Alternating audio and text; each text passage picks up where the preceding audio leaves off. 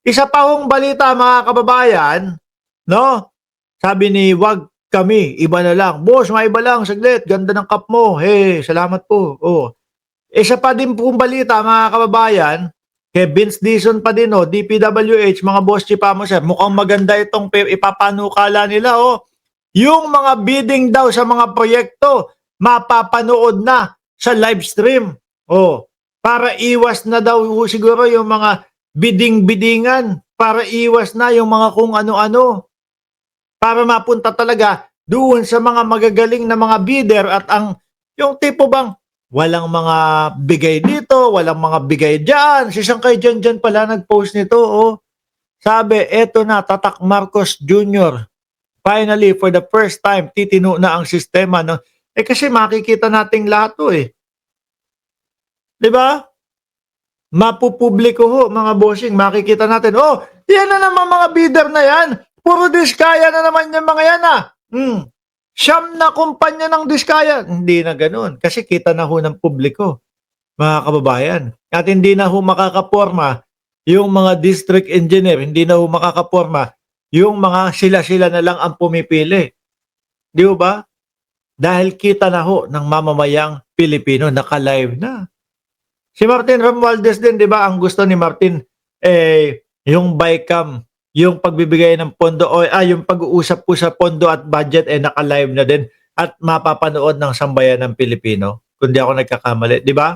Yun yung isa sa gusto niya. Tapos, yung mga Duterte naman may hamon kay Martin Romualdez, pakitaan daw ng salin. Oo naman daw, si Martin Romualdez. Sige, pakitaan ng salin. Sabi ni Henry Victorio, yan ang magandang naisipan ni Sec Vince Dizon. Oo, ang galing ano? Matalino, tsaka action man ho, mga kababayan. Kaya lang, yun nga yung napansin ng mamamayang Pilipino na ano daw ho, na simula daw ho, nung napunta sa DPWH at naging sekretaryo, etong si Vince Dizon ho, mga bossing, tumanda ang itsura. No? Siguro talagang madami hong problema doon sa DPWH. Siguro talaga hong malala ang korupsyon, which is nakita nyo, ilang mga ano pa lang ho, ilang mga probinsya pa lang ho, mga kababayan. Ang dami na mga ghost project. Oh. Anyway, dumito tayo. Ito alam ko gustong-gusto nyo to no? Si Trillanes na ho, mga kababayan. At ayan na. Bato, Bunggo, Sara, sino pa ba? Vitaliano Aguirre, Albayalde, sino-sino pa ba? Magiging ano lang ho ito, mga kababayan ha. Mix-mix lang ho ito. Magkakasama na po lahat ito. Wala nang pagkakasunod-sunod. Dahil puro ICC na po ito. Sabi ni Chris Angels, paano Sir Mark kung magpalit ulit ng name ng Diskaya para hindi halata? Tingin ko mahalata unless kung ibang gumamit sila ng dummy. No? Yung talagang kunyari si Totoy Bato ginamit yung malayong-malayo at imposibleng makita sa kanila. Oh, yun baka gano'n. Pero kung mga anak, nako, mukhang makikita pa din ho yan. Oh, eto na ho!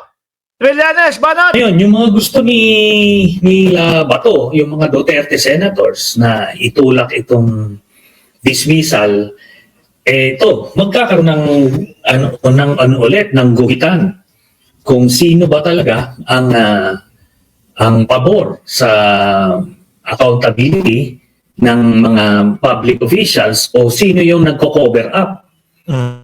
Takot na lumabas yung katotohanan. Sila ba to? sila ba to, di ba?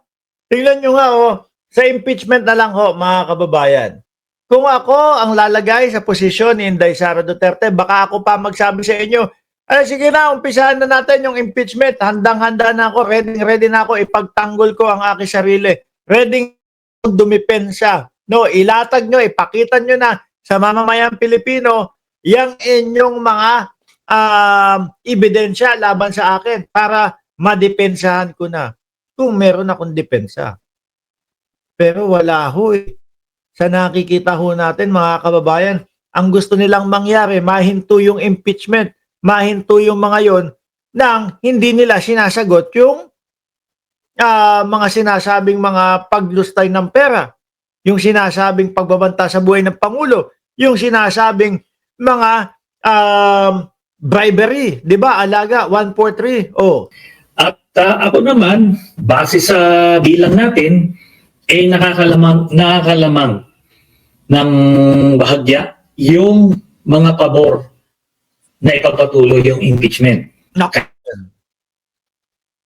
Lalo na ho, mga kababayan, bago na ang Senate President.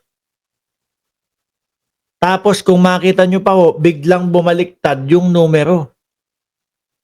Di ba? Siguro mga napagtanto nila, nako, nung panahon ni Chis Escudero, nung siya ay Senate President, tinatanong sa amin yung forthwith, hindi tuloy namin masagot. Paano ganun no? Iniiwasan sinasabi ng konstitusyon ng Pilipinas, pag may 1/3 na pumirma yan, dapat straight to na kayo, shall forthwith into impeachment trial. Oh, hindi tuloy daw nila maipaliwanag sa mamamayang Pilipino. Kasi siyempre pag tinanong sila, boss, bakit ano ba pagkakaintindi nyo doon sa forthwith? Agad-agad. Madalian. Oh, ba't hindi nyo po ginawa? Gagana siya.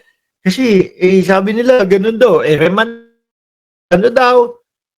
Oh. Di ba? Eto hong bagong Senate President, mga kababayan, si Senator Tito Soto. Pinupursige niya di ba? Malaman ng mamamayang Pilipino. Sagutin nyo sa harapan ng mamamayang Pilipino. Nang sa ganun nga naman mga kababayan, kung sakali na maipagtanggol nila yung kanilang sarili, di ayos, baka yan pa ang ikapanalo nila sa 2028. Kaso wala, ayaw. Di ba? Takot sila na dumepensa o lumabas yung mga ebidensya. Kaya baka mapahiya sila Bato diyan sa plano nila. Panigurado ho yan. Bukod sa mapahiya, sila Bato de la Rosa, boss, eto, pakinggan natin ho ito. Sandali lang ha. Eto, pakinggan natin yung video nung sa ICC. Saan ba yun? Ito na yung sa ICC oh. Sanay mambudol ang mga Duterte, sabi ni Trillanes.